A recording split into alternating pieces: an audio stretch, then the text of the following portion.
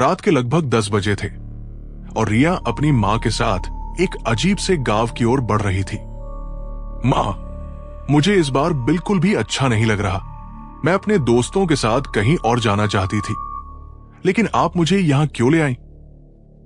रिया ने अपनी मां से शिकायत करते हुए कहा, रिया, तुम हमेशा ऐसा ही करती हो। तुम ठीक से कभी समझने की कोशिश नहीं करती। ये एक नई जगह है, थोड़ी अद्भुत, लेकिन आराम मिलेगा तुम्हें। मां ने उसे शांत करने की कोशिश की। मां, आप मुझे तो हमेशा ऐसी अजीब जगहों पर ले आती हो। रिया ने फिर से शिकायत की, पर मां ने चुप रहते हुए गाड़ी की रफ्तार बढ़ाई। कुछ समय बाद उनकी गाड़ी एक बड़े गेट में घुसी और एक अजीब से गांव में पहुंच गई। क्या? ये गांव तो जंगल के बीच में है, रिया ने डरते हुए कहा। मां ने सिर झटकते हुए कहा, यह वही गांव है जिस बारे में तुम्हारे दोस्तों ने बताया था। मैं अभी शालिनी को कॉल करती हूं ताकि तुम्हारा डर दूर हो जाए। रिया ने अपनी दोस्त शालिनी को फोन किया। यार शालिनी, हम यहां पहुंच गए हैं, लेकिन ये तो बस जंगल ही जंगल है।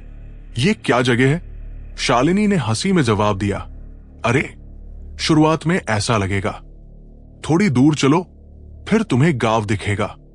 सब कुछ सही है, घबराओ मत। रिया ने फोन खत्म किया और मां से कहा, मां, मैं सोच रही हूं, मुझे यहां बिल्कुल भी अच्छा नहीं लग रहा।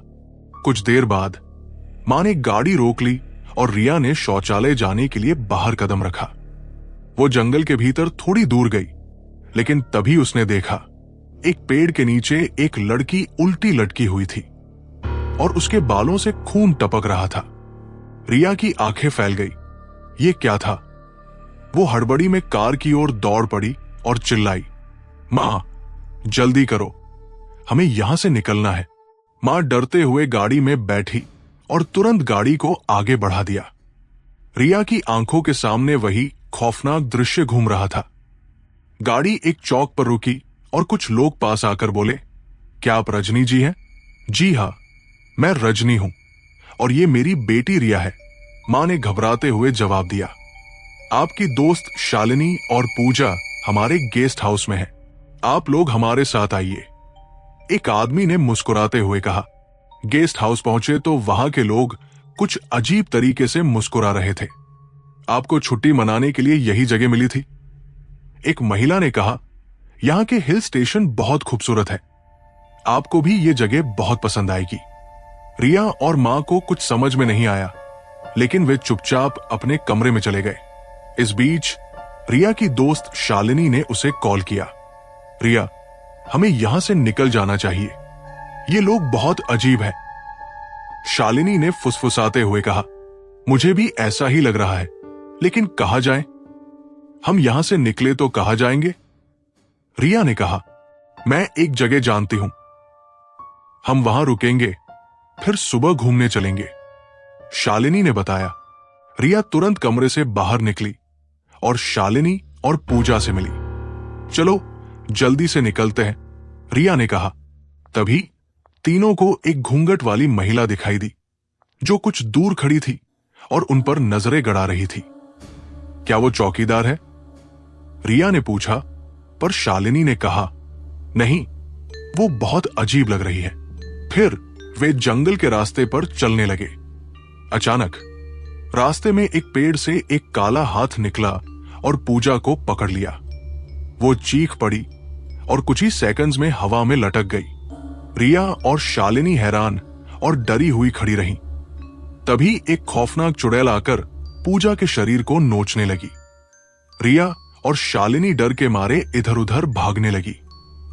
भागो जल्दी, रिया चिल्लाई और दोनों एक गुफा में भागकर छिप गई। तुम दोनों मुझसे नहीं बच सकती, चुड़ैल की खौफनाक आवाज आई। दोनों के दिल धड़क रहे थे।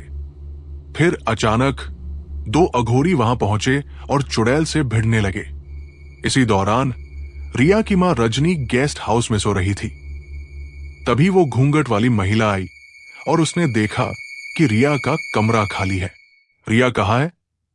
रजनी ने घबराते हुए पूछा। वो आदमी जो गेस्ट हाउस में था, उसने कहा, मैंने उसे कहीं नहीं देखा। रजनी घबराई हुई बाहर भागी और उसी समय वो घूंघट वाली महिला उसके पास आई। रजनी ने उस आदमी को उठाकर हवा में फेंक दिया और गुस्से से बोली, बताओ मेरी बेटी कहाँ है? उस आदमी ने डरते हुए बताया, ये गांव एक चुड़ैल के कब्जे में है। हर हफ्ते एक लड़की को वो अपनी बलि चढ़ाती है और इस बार आपकी बेटी की बारी थी। रजनी शॉक्ड होकर सुन रही थी। उसने समझ लिया कि उसका बेटा इस चुड़ैल से बचाने के लिए अंदर जा सकता है। मुझे उस चुड़ैल को खत्म करना होगा। रजनी ने संकल्प लिया और गुफा की ओर चल पड़ी। जब वो गुफा में पहुंची तो चुड़ैल रिया के पास खड़ी थी। तुम नहीं बच सकती, चुड़ैल ने घातक हंसी हंसते हुए कहा। रजनी ने निडर होकर चुड़ैल से लड़ा और दोनों अघोरियों को मार डाला। अब तुझे खत्म कर दूंगी, रजनी ने कहा और चुड़ैल को अपने शरीर से बाहर खींच लिया। उसके बाद वो चुड़ैल को मौत के घाट उतार दिया। उस चुड़ैल के शरीर में आग लग गई और वो खत्म हो गई। तुम कौन हो? चुड़ैल ने कांपते हुए पूछा। रजनी ने जवाब दिया, मैं एक मां हूं। मेरी बेटी को बचाने के लिए मैंने अपनी जान तक की बाजी लगाई थी और फिर वो आत्मा अपने बेटे को सुरक्षित छोड़ने के बाद शांत हो गई। रजनी ने यह प्रण लिया था कि वो कभी भी अपनी बेटी की सुरक्षा से समझौता नहीं करेगी। Subscribe Fear Fuse for more.